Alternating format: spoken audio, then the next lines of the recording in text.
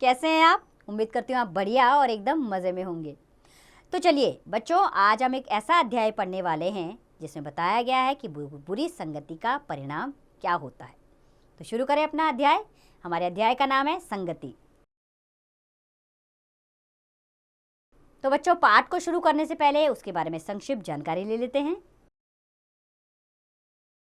इस पाठ में यह बताया गया है कि बुरी संगति में रहने का परिणाम बुरा ही होता है, अतः हमें बुरे लोगों से दूर ही रहना चाहिए, अन्यथा हमारा भी आचरण बुरा हो सकता है।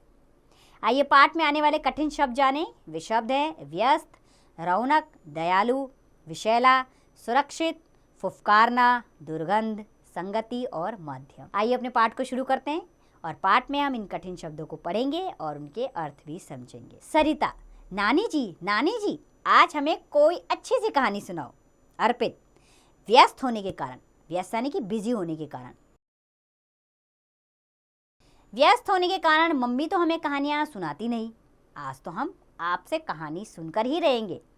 नानी कुछ सोचते हुए, अर्थात नानी बैठकर कुछ सोचने लग गई, अर्थात उनके दिमाग में कुछ विचार आने लगे। अच्छा चलो, मैं आज तुम्हें एक कहानी सुनाती हूँ। यह एक गांव की कहानी है।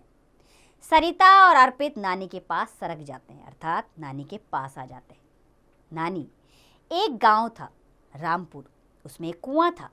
उस कुएं का पानी बहुत मीठा तथा बर्फ के समान ठंडा था। समान यानी बर्फ की तरह। तो नानी ने बताया, एक गांव की कहानी शुरू की। गांव का नाम था रामपुर। उन्होंने बोला वहां एक कुआं था जिसका पानी बड़ा ही मीठा और ठंडा था। अर्पित, फ्रिज के पानी से भी ठंडा? नानी, हाँ, गांव के लोग उसका पानी पीते थे। वे कुएं के किनारे बैठकर बातें करते रहते थे। पानी भरने के बहाने वे एक दूसरे से मिल भी लेते थे।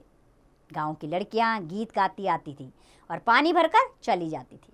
गांव के लड़के आते थे और वे कुएं के पास ही बैठकर नहाते थे।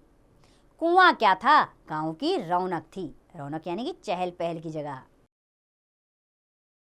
तो नानी ने बताया, उस कुएं के जरिए लोग वहां आया जाया करते थे, आपसी बातचीत करते थे और वो जगह बड़ी रौनकदार हुआ करती थी।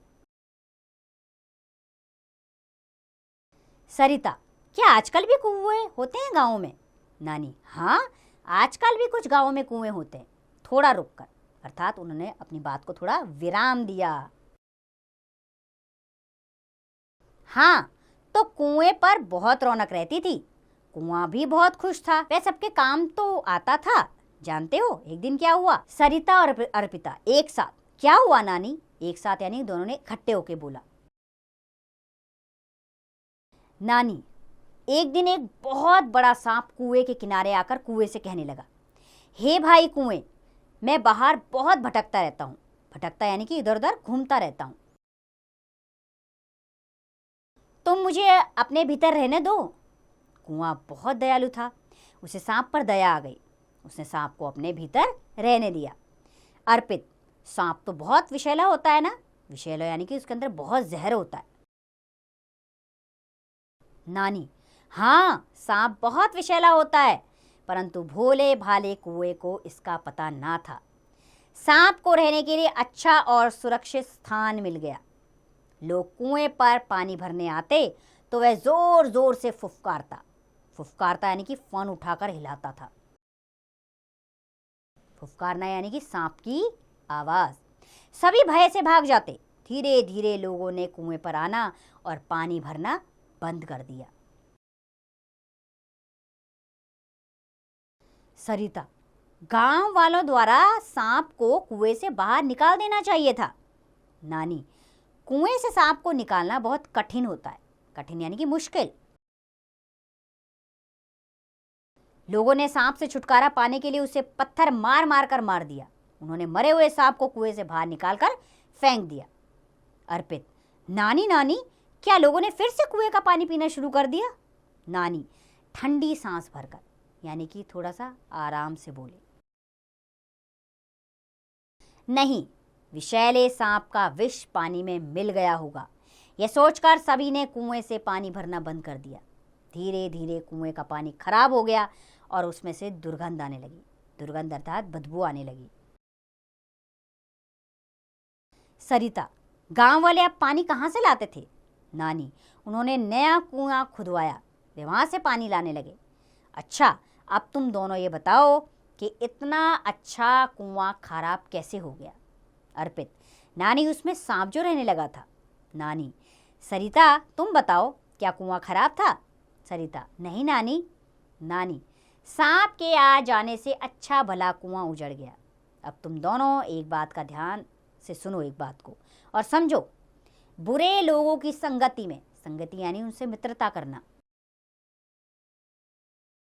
बुरे लोगों की संगति में रहने से भले लोगों को भी हानि हो जाती है। हानि यानी नुकसान। जीवन में कभी भी बुरे लोगों को अपना मित्र नहीं बनाना चाहिए। बुरों की संगति में रहने के कारण सदा हानि होने का भय लगा रहता है। भय यानी कि डर लगा रहता है। बुरे लोगों के बुरे विचारों का प्रभाव भले लोगों पर भी पड़ता है। बच्चों, प्रभाव का अर्थ होता है असर। अर्थात नानी ने उनको समझाया कि हम जैसे लोगों की संगति करेंगे उसका प्रभाव हम पर भी पड़ेगा। अर्पित ने कहा, नानी, मैं तो बुरे बच्चों को अपने निकट भी नहीं आने दूंगा। निकट यानी अपने पास भी नहीं आने दूंगा। सरिता, नानी, आपने तो कहानी के माध्यम से हमें कितनी अच्छी बातें बता दी। अब मैं भी बुरी संगति से हमेशा दूर रहूंगी। नानी, शाबाश, बुरे लोगों से दूर रहने में ही भलाई है। तो बच्चों, नानी ने इस पाठ के माध्यम से हमें समझाया है कि हमें हमेशा बुरे लोगों से दूर रहना चाहिए, क्योंकि बुरे लोगों की संगति का असर कभी न कभी हमारे जीवन पर पड़ता ही है, चाहे हम कितने भी अच्छे क्यों ना हो। कई बार हम संकट में पड़ सकते हैं, वो गलत कार्य हमने ना किया हो, लेकिन बुरे लोगों की संगति के कारण हम भी फंस सकते हैं। तो आप भी इस बात को अपने जीवन में अपनाएं और संगति पर ध्यान दें। अच्छे लोगों की संगति करें, अच्छे दोस्तों को अपने मित्र बनाएं, उन्हीं में आपका भला है। अब इस पाठ का अभ्यास करें, आप स्वयं कीजिए।